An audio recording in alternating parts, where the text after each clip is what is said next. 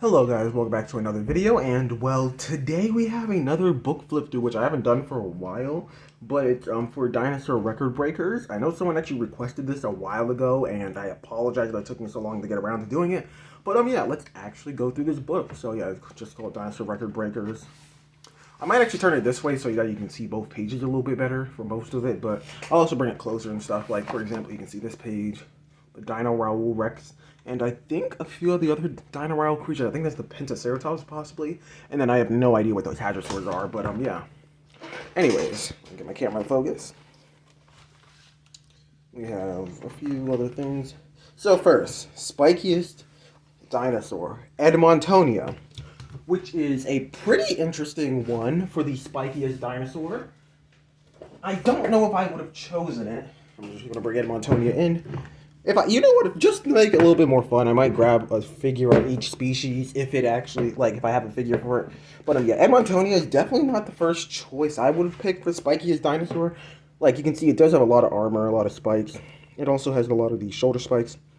But yeah, I would have also I probably would have picked like Spikeamelus, which, if you don't know, is a really spiky dinosaur.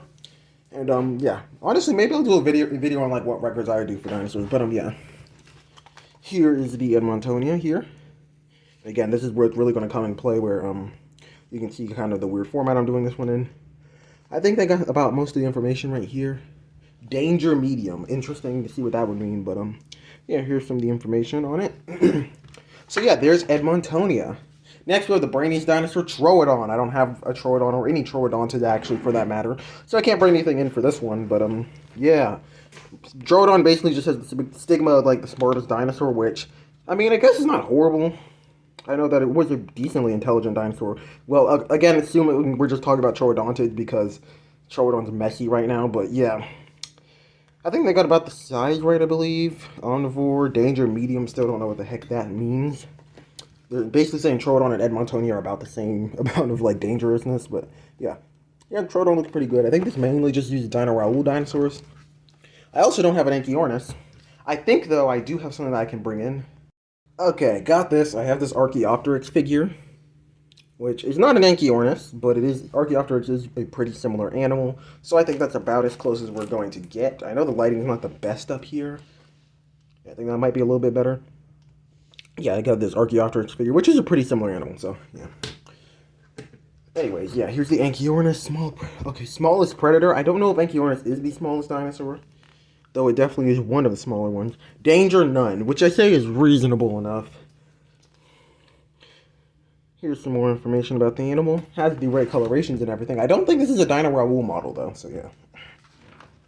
Next, we have Lilianasaura for the the longest tail, which I'm guessing they're saying proportionally, which in that case, maybe, because again, the fossil that is like basically attributed to Lilianasaura for giving it the longest tail may not even belong to the animal. We're actually not 100% sure on that. So yeah. Anyways, here's the size of it. Looks about right. The model's pretty interesting. I think this is also one that's not a Dino Raoul model. But yeah, the longest tail ever they're giving to Amphicoelius fragilis, I believe. And no, here's the thing with that. That was reassigned to Marapunisaurus, and Marapunisaurus is dubious, and also might be a Rabachisaurus, so the proportions are just completely wrong. So yeah, longest tail probably did not belong to Amphicoelius fragilis, and I don't think it belonged to Amphicoelius either.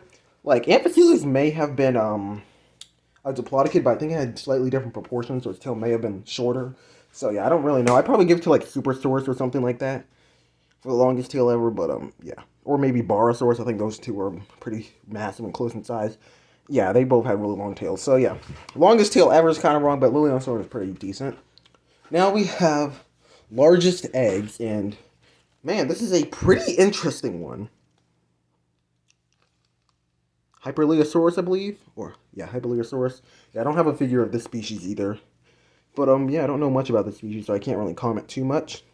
But the largest eggs ever, I believe, belong to some sort of either Titanosaur or this one Oviraptor Ovotaxon, which is a taxon known from eggs only. So yeah. And yeah, apparently it has the largest eggs ever, but I cannot confirm that. Fastest runner. Struthiomimus is a pretty solid answer. Definitely an ornithomimid of some sort, but yeah. Again, apologize. I think I have to move this up here to get rid of the glare. Or at least partially get rid of the glare. Maybe if I turn it this way, you can see the facts a little bit better. Pretty interesting. Struthiomimus, fastest runner. Reasonable enough. And then they have, like, it compared to other dinosaurs, F50 seems pretty reasonable. So yeah, don't have much to say. I don't actually have any ornithomimid, so I can't really compare it to that. Torosaurus on the other... Oh, wait, no, this is Pentaceratops. I can do this. Biggest head. Give me a moment. I do have a Pentaceratops figure to bring in for comparison. But yeah, Pentaceratops, largest head. From what I've heard, it's between Pentaceratops and Torosaurus, which also had a massive head. But, yeah, I don't know which one had a larger head. I'm not gonna lie, I thought it was Torosaurus, but Pentaceratops, I think, is also a really good answer. I could be wrong. Danger low is absolutely ridiculous. This is a massive ceratopsian. Yeah, this thing is extremely dangerous and possibly hyper-aggressive, so, you know, or at least pretty aggressive. So, yeah, I don't think that's quite correct. Let me have some of the other information on the animal. So, yeah, Pentaceratops, probably not the best decision. Next, we have Lioplorodon. So, yeah, again, Lioplorodon is the next creature. Was scariest sea predator. No, this is probably the most inaccurate one here. Here's a Lioplorodon figure. Not the most accurate Lioplorodon, but hey, yeah, you can see Lioplorodon. And, yeah, information, the scariest sea predator, I would not give it to Lioplorodon. Lioplorodon definitely horrifying, but there's much bigger and more intimidating pliosaurs, and also many other marine reptiles I say are way more intimidating than Lioplorodon. Don't get me wrong, it's an intimidating animal, but 49 feet. We got Walking with Dinosaurs. Honestly, that's like half the size of the Walking with Dinosaurs one, I believe. But it's still way larger than Lioplorodon in real life. Real life Lioplorodon is like 15 to like 20 feet, I believe. So this is like double the size of the real life animal, where they're saying it's 50 feet, which is absurd. So yeah, no, Lioplorodon, definitely not worth being here. It should be about the same size as the great white and the killer whale. Not twice the size. But, yeah. Lioplorodon, definitely a very outdated one. Next, we have Quetzalcoatlus for the biggest flying animal ever. I actually got two figures to show off for this one.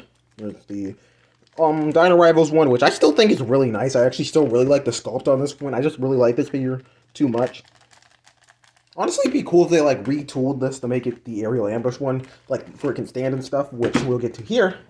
Which, I'm going to just pull this up a little bit. You can see Quetzalcoatlus was able to stand, would have been about as tall as a giraffe.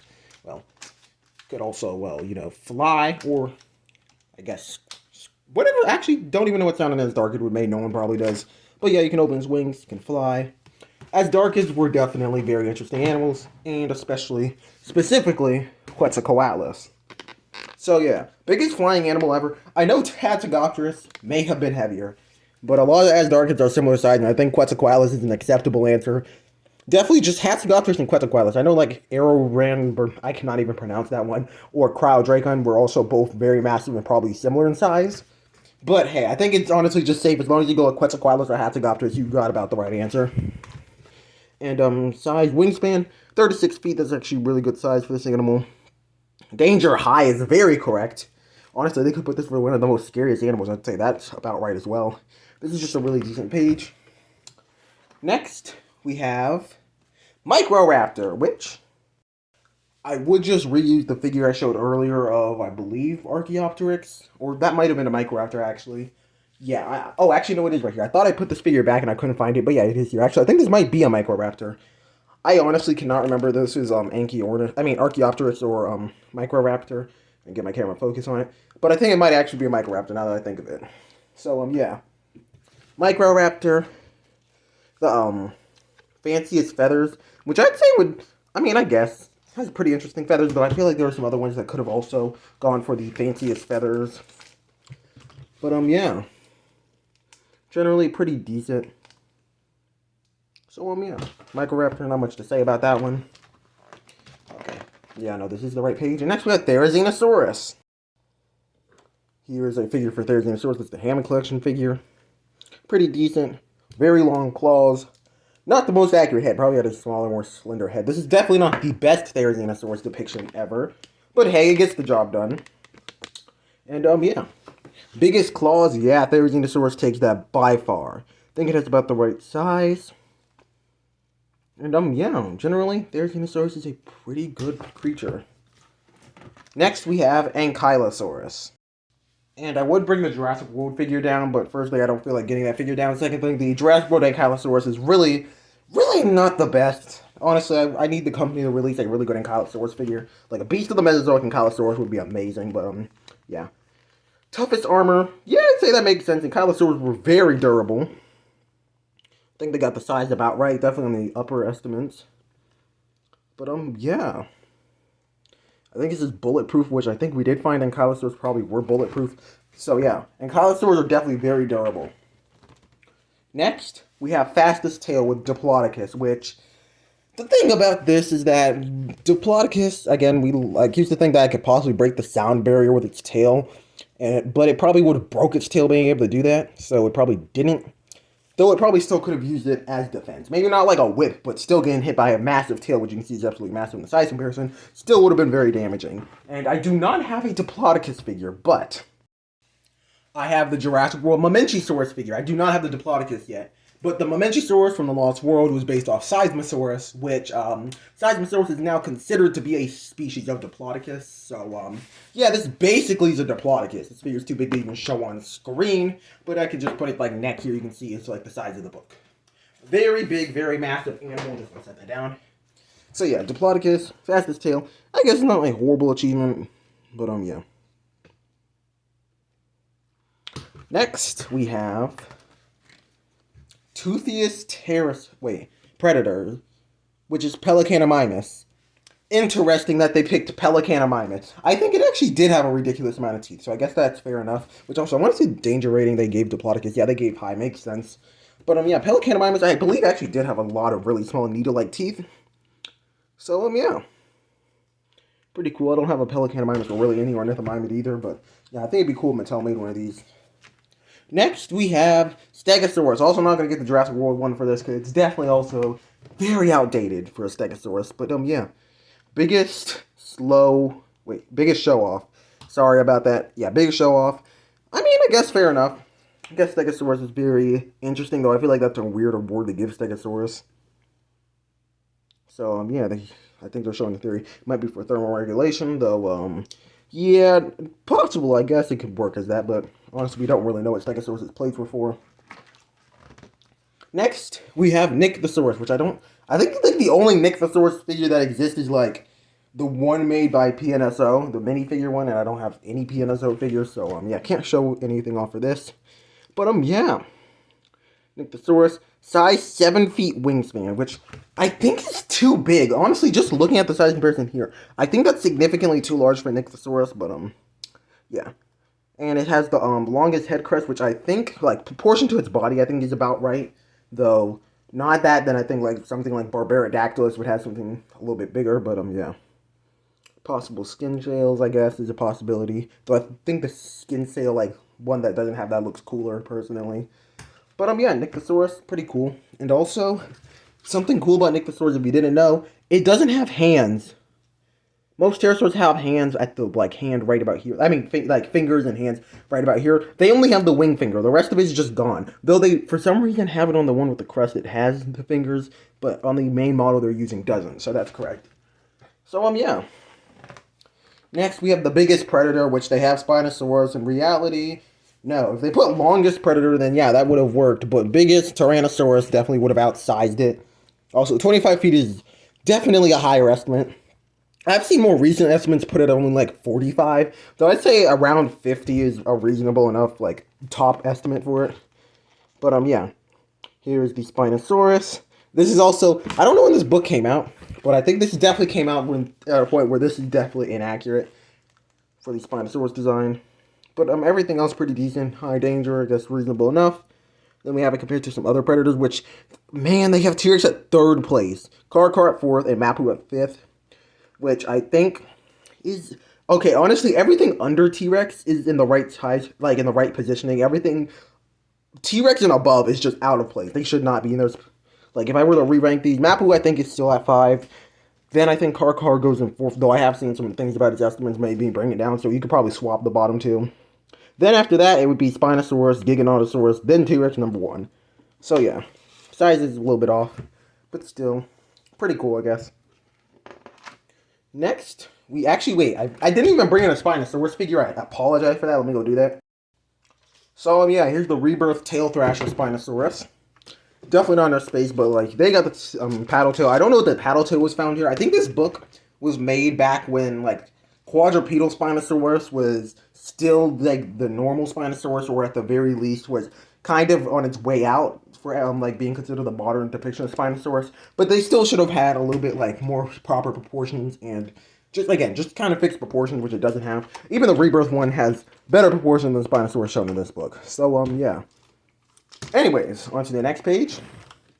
Next, we have Fruitidens for the smallest plant eater, which, I guess, honestly, I don't even know. There's a lot of really small herbivorous dinosaurs, though I guess I don't know enough about Fruitidens to really say if it's not. So, yeah. Here's Fruitidens.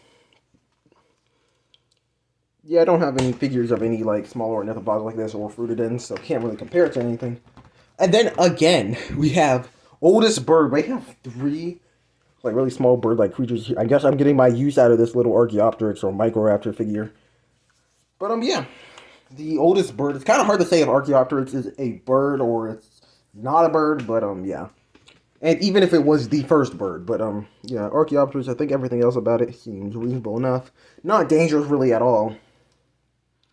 But yeah. Next, of course, we have the strongest bite Tyrannosaurus. And this is a very reasonable place to put T-Rex. T-Rex definitely have the strongest bite force of any land predator. Here's the Rebirth Lab Lockdown T-Rex. Definitely not the most accurate T-Rex, but hey, you're gonna have to work. And yeah, definitely had a bone-crushing bite. And yeah, I think it's just really cool that they put T-Rex in here. They definitely, well, I mean, of course T-Rex is gonna be in here, but really cool that they actually gave it a record despite they made it way too small. Also, for length, they just have 39 feet, which T-Rexes usually are like 40 to 43 feet, so a bit undersized. So, yeah. Danger high, I suppose, yeah. I mean, it is a massive predatory dinosaur.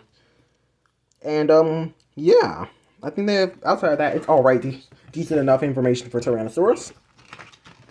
Next, we have Amargasaurus. For the weirdest neck, which you can see, here's the Jurassic World Amargasaurus figure for comparison. And, yeah, you can see it definitely had a sail on its neck. Or at least it had the spines coming out of its neck that may have supported the sail. Like, more recent evidence has said that they probably did have at least something in here. I believe it was like a sail-like structure, but yeah. Anyways, yeah, weirdest neck. Size is about right. 43 feet they put for Amargasaurus, but not T-Rex, which, surprisingly, Amargasaurus is like is definitely a small sauropod. And, yeah, it's still as long as a T-Rex, so that's massive. Though in here they have it with spines, though. I think that it was at the time when we thought Amargasaurus would have had spines, like keratin spines, kind of similar to Bajatosaurus instead of sails. But yeah, that's now outdated, or at least as now it seems to be outdated. Next, we have the hardest head with Pachycephalosaurus. Here's a Pachycephalosaurus figure. You can see it had a domed head, of course, that it probably would have used for competing with other Pachycephalosauruses by ramming. And yeah. I think it's a bit oversized here. 16 feet, I think, is actually about the size Pachycephalosaurus was. Though, in the actual, like, size diagram, it looks a bit too tall, definitely. Maybe a bit too long as well. But, yeah. Pachycephalosaurus is definitely a very interesting dinosaur. Definitely needs... I know it gets a lot of care, but I feel like we haven't seen it in a lot of more recent paleo documentaries, despite how many documentaries we have said in the Heck Creek Formation. They almost always skip Pachycephalosaurus. Like, even Prehistoric Planet skipped Pachycephalosaurus and didn't feature it till the second season in, like, one segment. So, yeah, I feel like this and Ankylosaurus have not been getting many appearances. Personally, I'd like to see more Ankylosaurus, too, especially Ankylosaurus, but Pachycephalosaurus should also get some more appearances. But also, something kind of weird is that they have, like, a row of spines going down this thing's neck and back for some reason. But, yeah. Next, we have the tallest ever, which is Sauroposeidon, which is correct. I like how they just stopped even trying with comparing it to a human at this point. They just, like, a bus. But, yeah, I don't know exactly how tall Sauroposeidon was, or long, but I do know it was the longest / tallest, well, not the longest, it was the tallest sauropod, Longest was, well, Argentinosaurus being absolutely massive, at least not counting all the other questionable large massive sauropods. But yeah, Sauroposeidon was a massive sauropod. So yeah. Next, we have... Actually, I also don't have a Sauroposeidon figure. I guess I could get Brachiosaurus, but because they're kind of closely related. But hey, I think we're just going to go to the next page with Psittacosaurus, which I also don't have a figure of. But this is the fuzziest dinosaur. This is probably one of the worst records they put in here so far. Like, I think the Liopleurodon one, at least there's some merit to that. Like, maybe to a person, I'd argue Liopleurodon has a better chance for actually hunting a human over, like a Pliosaurus funky, but still. Definitely, this is the worst. Psittacosaurus had a few quills on its tail, and they were, they're probably really bristly, so they weren't even fuzzy. They should have picked something like Sinosauropteryx. That would have been a really good choice, because that thing was, completely fuzzy. Or even Lilianosaurus would have worked here, because that may have had fuzz. Or even just, really any feathered dinosaur. Tyrannus would have worked better than this, because this has literally just a few quills. But outside of that, everything else seems to be reasonable enough. Just, I do not know why in the world they gave this as the, award to Psittacosaurus. But, yeah. Next, we have longest spikes, which we have Loricatosaurus, which is interesting. Surprised they didn't pick Dinosaur, since that thing had absolutely massive, really long spikes, and it was absolutely massive as well. I'd argue that Dinosaur has way longer spikes. And I think Loricatosaurus actually did come from an animal that's related to Dinosaur, so it probably did also have long spikes, but Dinosaur would probably have longer spikes. But, yeah, I also don't have a Loricatosaurus figure. But, yeah. I do not know much about this animal. I think it was, some of the fossils that came from Lexovisaurus were assigned to this animal, but I don't know much about it. Anyways, we have Edmontosaurus next, which gets the award for the most teeth, which I guess is reasonable enough. I know Edmontosaurus and other Hadrosaurs had a ridiculous amount of teeth. Here's an Edmontosaurus figure. But, yeah, definitely a really cool animal. This is Regalis, though. In the images, it seems they may be talking about Nectins, which they didn't have a crest, or at least as far as we know, it didn't have a crest. Definitely a really cool animal. So for the actual page on Edmontosaurus, the size given is definitely more like Regalis sized, I believe, which is closer to just 30. Well, Nectins, I think, also was around that size, though some larger individuals got closer to 40 or 45. So yeah, Edmontosaurus was a massive animal. Definitely a cool award. So, yeah. Next, we have longest horns, which is... I'm not going to even try to pronounce the Ceratopsian's name. I do not have a figure of it, but it is still a very cool Ceratopsian. Don't know why they put it in here for the longest horns. I don't think it had the longest. I think, one of the larger Ceratopsians, like Torosaurus, Triceratops, or, Eotriceratops probably would have had longer horns. And we don't even know how long they would have been completely on life, since they probably had keratin covering them, which would have made them even longer. But, yeah. Yeah, I don't know much about the Ceratopsian, so I can't comment too much on it. But, yeah. Definitely pretty cool that it's in this book, though I don't know if it needs to be a award that is given. Ultimate Killing Machine is given to Utahraptor. This probably should have been given to T-Rex too, admittedly, though. I guess if you wanted to do something different... I guess Utahraptor's not a horrible option, especially with raptor prey restraint. But, yeah. Actually, let me get my Utahraptor figure for this segment. So, yeah, here's my Utahraptor figure. Very loud. But you can see a very large dromaeosaur. Very interesting. And, yeah, again, I guess it's a pretty reasonable option. 23 feet, I think, is about the right size, or a little bit too big. Definitely a larger estimate for the animal. But, yeah, Utahraptor, a very large dromaeosaur. And, I guess a reasonable enough contender. And that is pretty much all the creatures in this book. Yeah, again, it might say on the back when this book released. No, the price, it says $8.99. But I do not see a release date anywhere. Though it's probably on here somewhere. I wanted to see, just to see. Yeah, I can't find a release date on this book to see when it released. But it might be down here. If I can get my camera to focus. I think it says 2018. Yeah, published in 2018. You can't really see it because my camera won't focus. But right there, published in 2018. So a lot of stuff in here is pretty outdated. or there's information that like kind of came out afterwards. But yeah, this is a pretty cool book. And yeah, I hope you guys enjoyed this video, and I'll see you guys in the next one. Goodbye.